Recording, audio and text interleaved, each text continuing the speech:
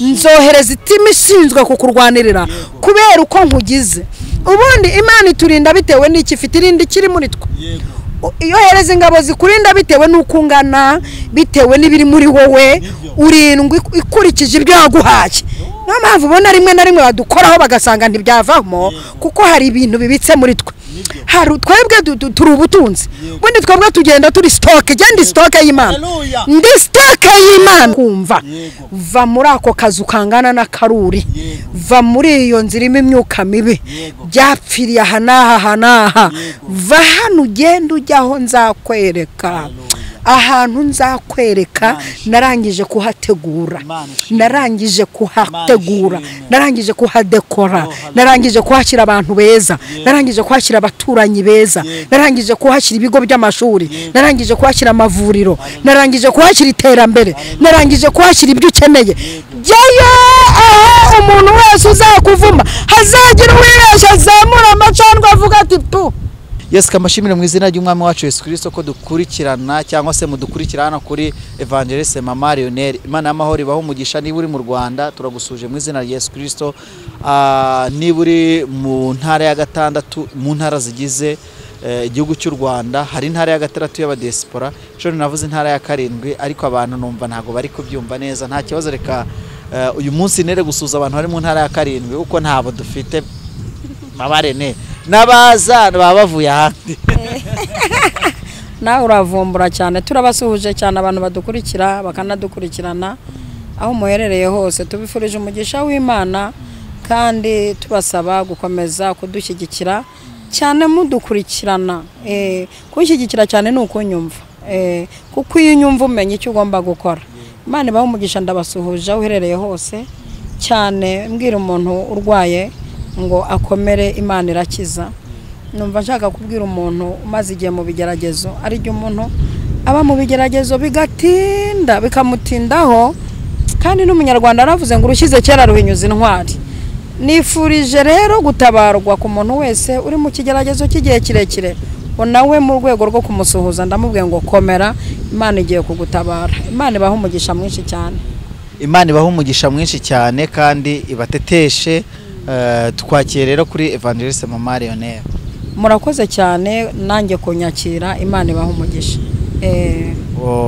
Abantu badukurikiye bari buze kwihangana, nyabona ahantu twagiye gukorera uyu munsi ni heza, ariko habamo umuyaga, ndabona n'imvura yenda kurwa, ariko turagerageza ducunguze uburyo umwete. Mama Lionel, wasenga Imana tugatangira ikiganiro cyacu cy'uyu munsi. Uwiteka turagushimiye. Haleluya, turagushimiye. Haleluya, turagushimiye. Haleluya, turagushimiye cyane. Akanwa kacu kuzuye amashimwe kuba turiho, kuba tugenda, twuzuye amashimwe y'ibyo wakoze. Ntiwaturetse, ntiwadutereranye, ntiwaduteje abantu. Waraduhishe, twambika imbaraga, twambika uburinzi. Kuba turiho turagushimiye. N'abarwaye barakize, n'ababuze ibyo kurya uyu munsi ejo barabibonye. Mu bibazo wagiye utabara. Tugushimiye ko no mu bibazo wagiye usesekamo ubutabazi. Uri Imana umutabazi wacu, ntabwo tuzatinya ikibi cyose kuko turi kumwe nawe. Urakoze, ndagushimiye kuri Imana nyamana mu izina rya Yesu. Amen, amen, amen. Imana y'amahoro iguha umugisha mu Lionel. Uyu munsi rero nifuje yuko turi buze kuganira, uze gukora mu gaseke mu bintu nabyutse nkubwira ngo turi buze kuganira. Ndashaka yuko abantu n'ukuri bava bakinjira mu mugisha, bava ahantu hasa nkaho hari umugisha, basa nkaho barya ariko ntibarya, basa nk'abantu babiri mu bintu bisa n'umugisha, ariko ukabona siwo, ukabona uwo watekerezaga waba urimo ariko si ufite. Usa nkaho usenga ariko n'ubundi nibisa n'Imana, ntabwo ari Imana. Yego, abantu bave mu bintu bimeze nkabyo. Guhaye ikaze ni akaribu rero. Kera nigeze kuvuga ngo tuguhaye ikaze na karibu, umuntu arambwira ati rwose birasa. Nacyo nyine ukunda ikaze afashwe n'ukunda karibu. Hari uvuga karije, bavuga karibu uzi ikaze, nta kavuga ati ese umuntu ko ataduhaye ikaze.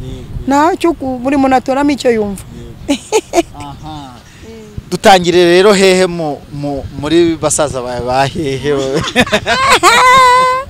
ni mwitangirira ubwo tugiye kuri musaza wanjye Aburahamu itangiriro igice cya 12 duhere ku murongo wa mbere havuze ngo iki haravuze ngo Uwiteka ategeka Aburahamu ati va mu gihugu cyanyu siga umuryango wanyu n'inzu ya so ujye mu gihugu nzakwereka nzaguhindura ubwoko bukomeye nzaguha umugisha nzogeza izina ryawe uzabe umugisha kandi nzaha umugisha abakwifuriza umugisha kandi uzakuvuma nzamuvuma kandi muri wowe ni mu miryango yose yo mu isi izaherwa umugisha Imana ishimwe ndashaka ko tuvuga ku mugisha tubwira abantu badukurikiye umugisha hari umuririmbyi waririmbye sinzi umwuka yararimo yarameze nk'uwivumbuye ngo umugisha burya uravukanwa umugisha burya nubyiganirwa uw'Imana yahaye arawuvukana akazarinda usazana yarameze nkaho yawukurikiranye ukamusiga aravuga ati umugisha uravukanwa ndabona nge ntaho nzabona reka mpimbe ndirimba ko umugisha uvukanwa ndabona ngewe uwo nakura ku Mana kubona bigoye n'uwo nakura ku bantu bigoye reka basi ndirimbe ko umugisha uvukanwa ariko ndukubiri nawe reka mufasha kubyumva nubwo adahari abumva nkawe mbafasha kubyumva rimwe umugabo witwa Yakobo yaravuze ati jyewe ndarebye nsanga ndi sakina mu by'ukuri nta kintu mfite ariko ndi Yakobo n'izina mfite ryuzuye uburiganya n'izina ritagira n'icyo ringezaho n'izina ritaryoshye no kuribwira umuntu ngo nitwa Yakobo uyu muyaga ndakorana nawo nta kundi kuko ndi mu mbaraga zirenze umuyaga ndiyaranja ngenda nk'ukwepa gake ariko mvuga umugisha Yakobo aravuga ati jyewe uko mbibona ndabona agiye kane nina ari izina mfite ni fo ngo Yakobo we byaramenyekanye ko ari izina ry'umuriganya ndazwi ko ndi umuriganya kubera n'izina ariko hari amakuru nge mfite amakuru mfite nuko umugisha nshobora hari abawuvukanye savu ndi kureba abantu bawuvukanye hari abantu bavukiye mu migisha ndugu yangu urabona abana bacu twe twarabateguriye nk'abana banjye bazasanga imigisha bayiryamyemo ariko jyewe ntabwo nateguriwe ndi shorogotorera ngo ndebe ndi korogojorera ngo ndebe ko ntazabimbwa bigatuma nkora amanywa nijoro kugira ngo ndebe ko nawubona nigeze kuvuga imigisha mvuga ahantu igenda iva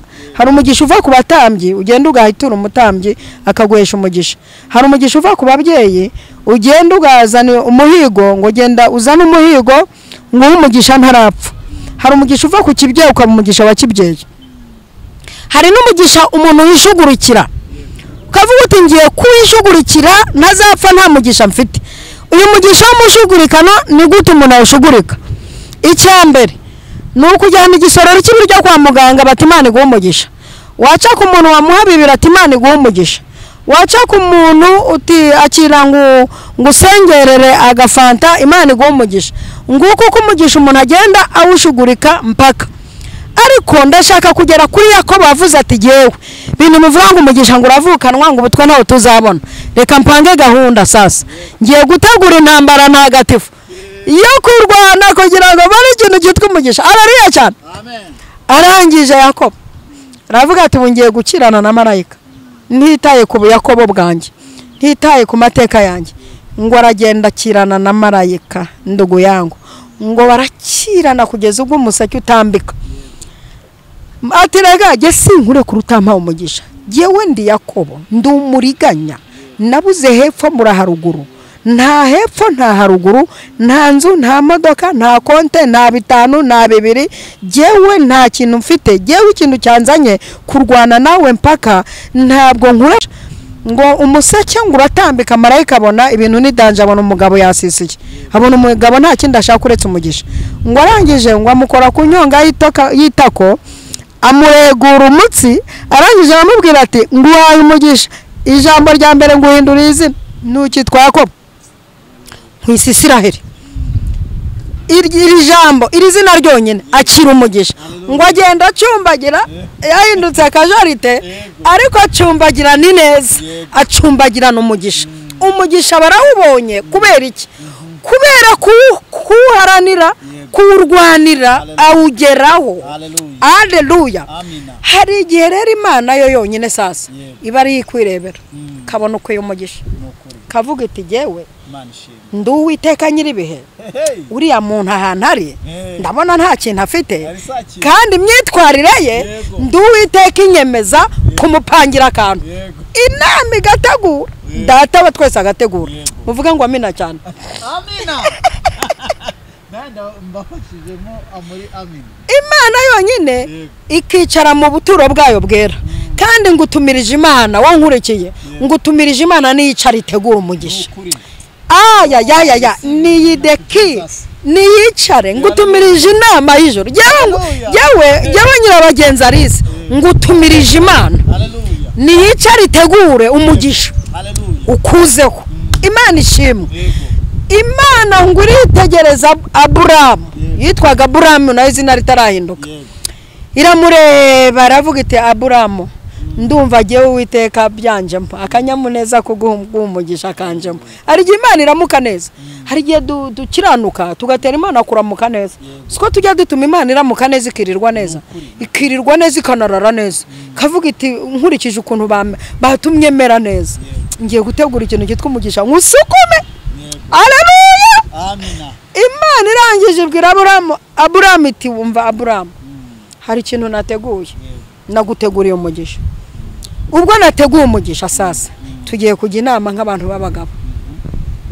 Umugisha ashaka kuguha ntabwo ndi buguhere muri iki gihugu muri uri abakarudaya hari ahantu ntawuguhera hari ahantu Imana itaguhera umugisha uraje ariko harawutawurira harawutawuguhera. Aburamu ningo umugisha n'ubuntu bwawe ugira nizi ndaya muturanye uzajya ugenda uzihe kandi igihe umugisha mfite n'uwo bakiranutse. Iki kintu bacyumva mfite umugisha jya w'abakiranutse jewe uyu mwaka 2023 Uwiteka mfite umugisha w'abantu bankoreye w'abantu bagumanye nanjye nimwe mwagumanye nanjye mwihanganana nanjye nzabakira mfite umugisha w'abantu bawitwayemo neza jewe Uwiteka napanze ndashaka guha umugisha mu bantu ndajya ntoramo umuntu mu barokore ntoremo umurokore mu bapasiteri ntoremo umupasiteri mu baririmbyi ntoremo umuririmbyi mu bagabo ntoremo umugabo mu bagore ntoremo umugore mu basore ntoremo umusore mu bakobwa ntoremo umukobwa kuko ndashaka gutanga umugisha ariko ndashaka kutanga umuntu avuye muri abo mvuze.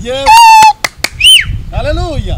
None rero Aburamu gahunda ukuntu imeze uyu mugisha nateguye ufite n'amategeko awugenga ufite uburyo upanze n'umugisha w'umutegurano ntabwo ari bya bindi byanje nonaho ntabwo ari bya bindi ngo ndahagurutse ngo kubwo kunyagwa bitandukanye no kubwo kunyagwa kumunyamibabaro. Uyu mugisha uratandukanye tandukanye n'umwe natanze kwa Sara ngo ni mubyare bakishima ntabwo ari umugisha w'uniform si umugisha w'ikintu kimwe ni umugisha ukubiyemo ibintu byinshi n'umugisha uhambiriyemo ibintu by'ubwoko bwose.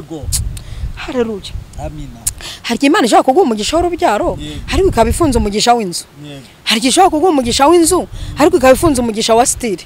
Hari ishaka kuguha umugisha wa style n'inzu ariko ikaba ifunze umugisha w'ibiryo. Ariko ndashaka ko undega amatwi ukumva uyu mugisha icyari cyo izanye yabanje kugukura muri uriya bakarudaya. Haleluya. Anege na bene amazu baduha priyave batene mugende nibamenye ko ari Imana ibanyuzemo kugira ngo tuve muri uri. Hanege umuntu awucururiza guha priyave vaha naho namenye ko Imana imunyuzemo kugira ngo uva aho hantu kubera ko yacururiza nibigende. Imana ishimwe cyane. Maze Uwiteka avuga ati va muri uriya bakarudaya va jya ahantu nzakwereka ugiye kujya umva ndugu yangu Aburahamu nzaguhindura ubwoko bukomeye dore umugisha sha nzaguhindura mbega nzaguhindura nukuvuga ngo uko bakuzi nzaguhindura uko bakubona je nzaguhindura indeshyo yawe nzayihindura, abo mwabanye nzaguhindura, ikofe yawe nzayihindura, inzu yawe nzayihindura, donc nzaguhindura. Batazagira ngo ni ya nzobe, ni bwa burebure, ni ya ndeshyo, nzaguhindura. Kandi uburyo nzaguhinduramo, nzaguhindura ubwoko bukomeye, nzaguhindura ubwoko bukomeye, apana ibintu byoroheje biri mu ayene, nzaguhindura ubwoko bukomeye. Kandi ikindi Aburahamu, ahantu uzatura, aho ambega ahantu uzaba, bazahita bagira umugisha. Ubwo nuvuga ngo Wasake izahita ihagera, bavuge bati kaburimbo irahageze. Ubundi hari ahantu tugera iterambere rikahaza, mukagira ngo ripfuye kuza, bitewe n'umuntu yazanye.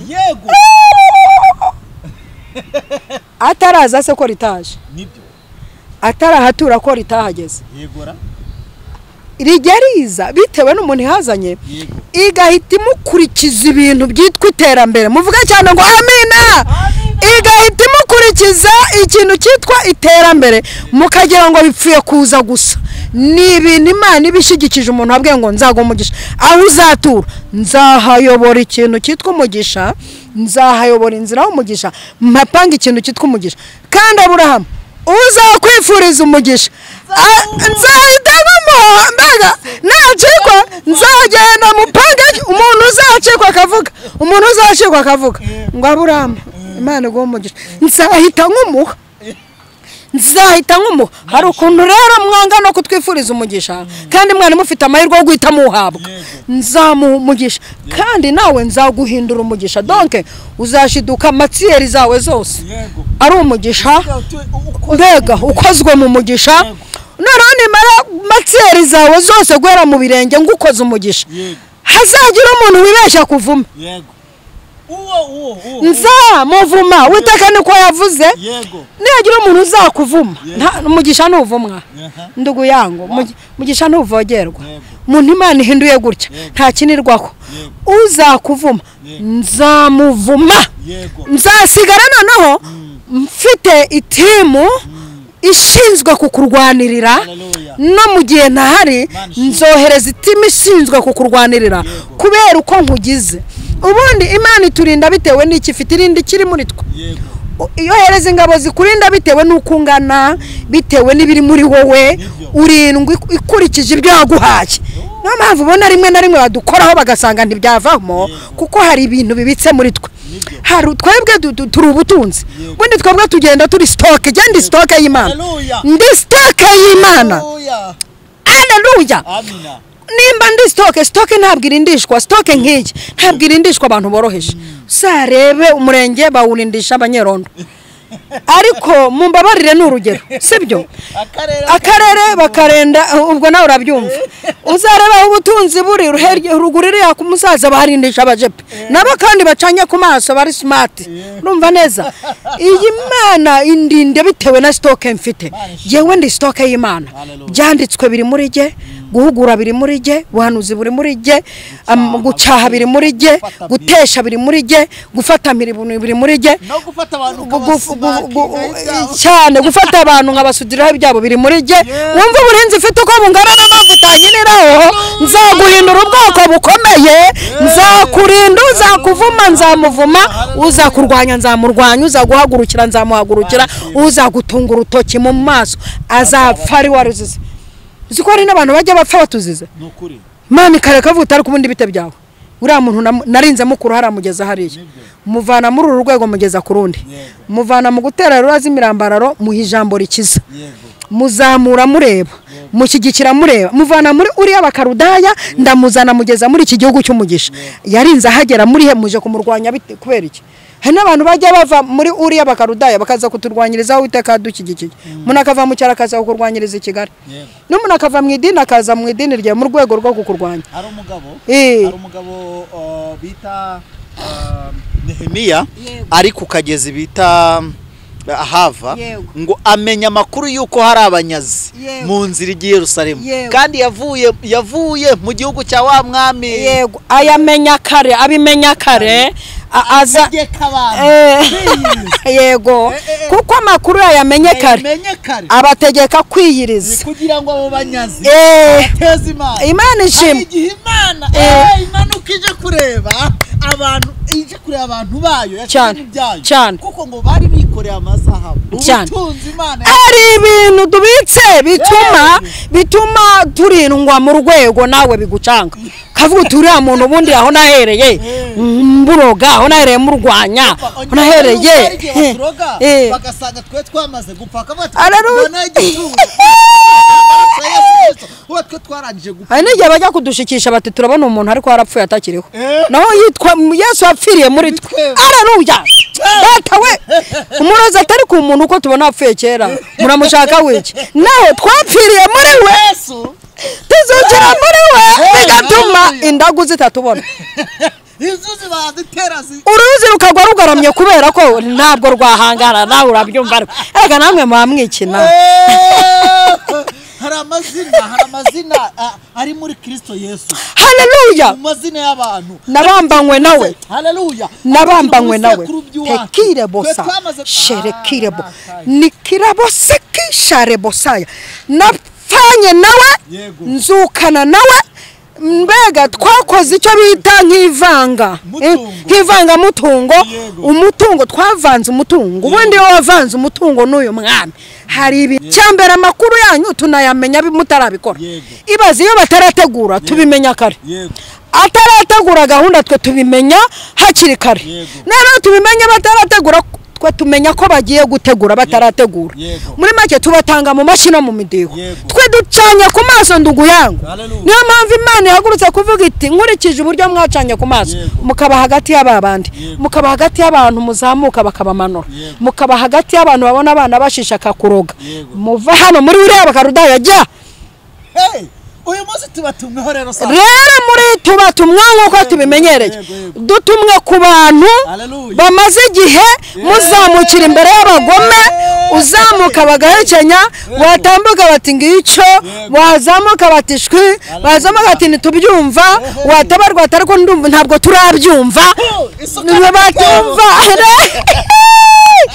aya masaha agewe mwene Karisa ngo utumweho ko Uwiteka ibyo yarangije kubibona ariyo mpamvu aje kukwimura aho hantu haleluya hari karitsiye ubundi utaboneramo umugisha imuka abantu mubana umutanabona utabona umugisha ubundi uri mu rusimbi uri mu mipira bana n'abanyamwaku ubana n'abantu batatu mubona umugisha ubana n'indazi zitatu mubona umugisha isuka n'agatebo ku iperu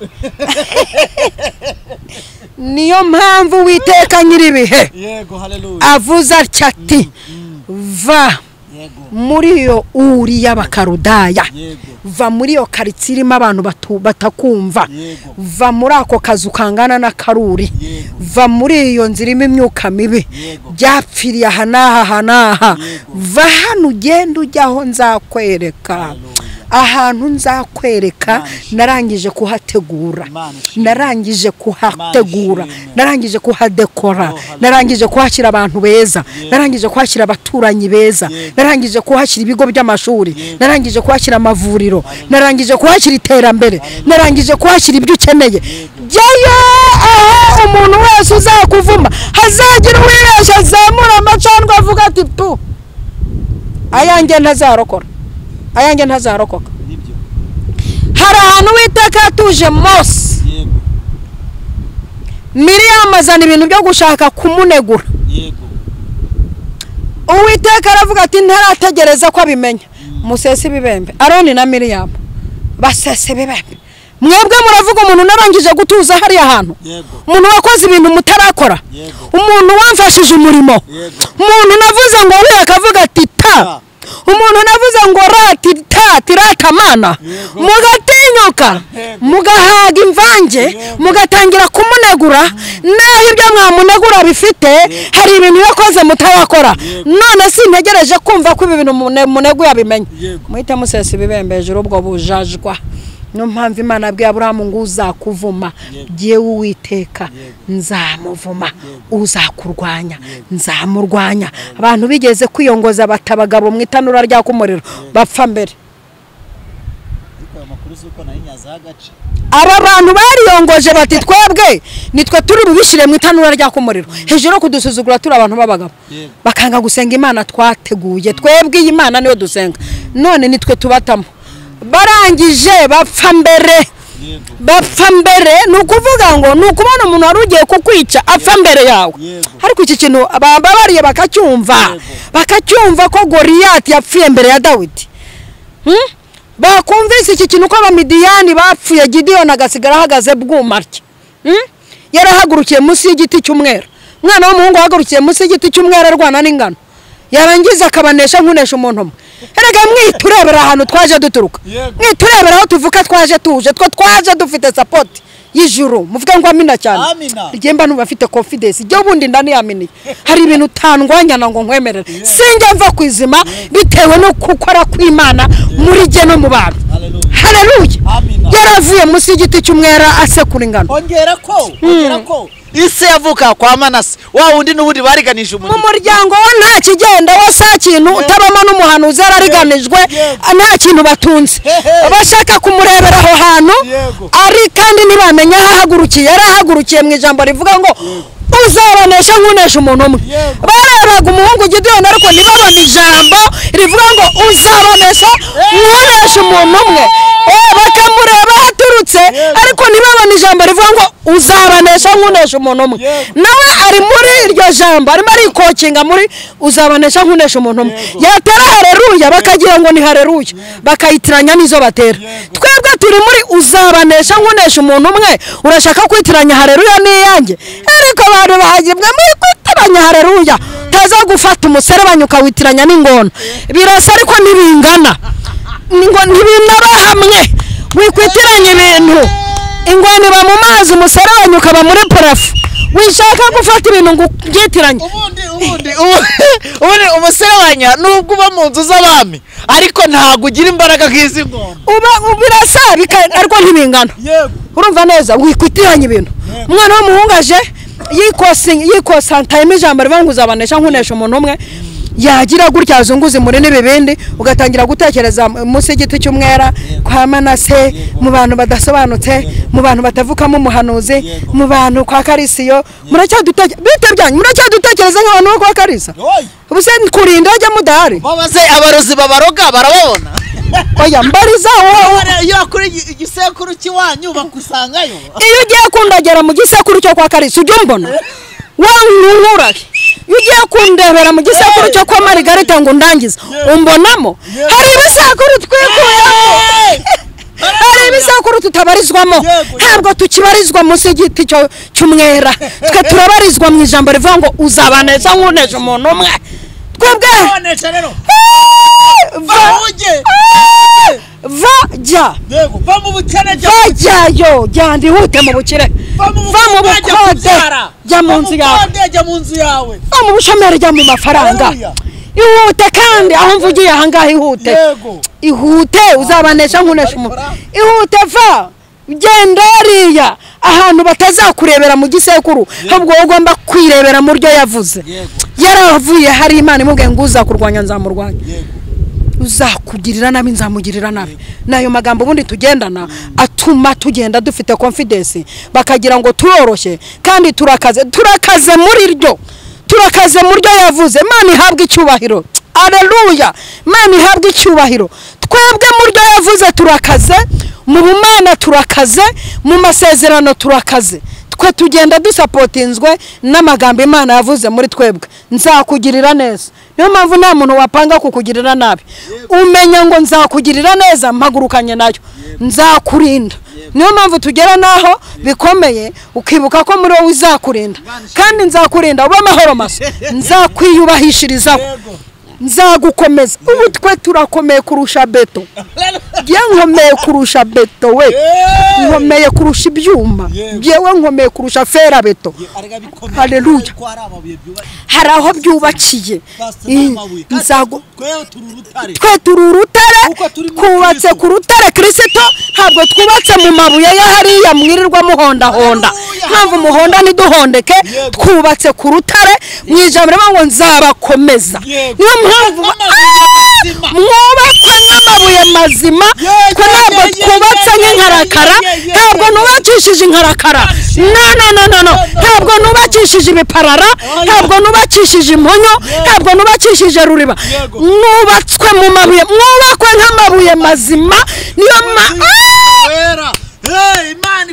Imana ishimwe data we Imana ishimwe Imana ishimwe nguhesheje umugisha dore aho izuba rigeze nguhesheje umugisha uwo so ataguhaye ndaguhesheje ngusudiriyeho nguhesheje umugisha wo mu majyaruguru uwo mu majyepfo nguhesheje umugisha buryo n'ibumoso nguhesheje umugisha uva ku Mana umugisha bataroga umugisha batadongera nguhesheje umugisha w'umuhama umugisha debosaya umugisha usakuza umugisha uvuga nguhesheje umugisha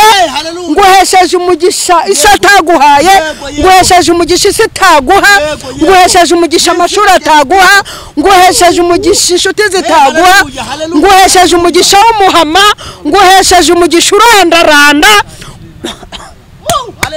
nguhesheje umugisha usakuza nguhesheje umugisha mu izina rya Yesu nubashaka gusengera abantu Mana uriho wahozeho uzahoraho pesheje umugisha abantu bwoko bwawe nibwakira umugisha bawuryamane bawicarane bawugendane mu izina rya Data wa twese Umwana n'Umwuka wera amen ndabashimiye cyane ko mwadukurikiranye twatanye imvura yahagaze kubw'ibi bintu haleluya cyane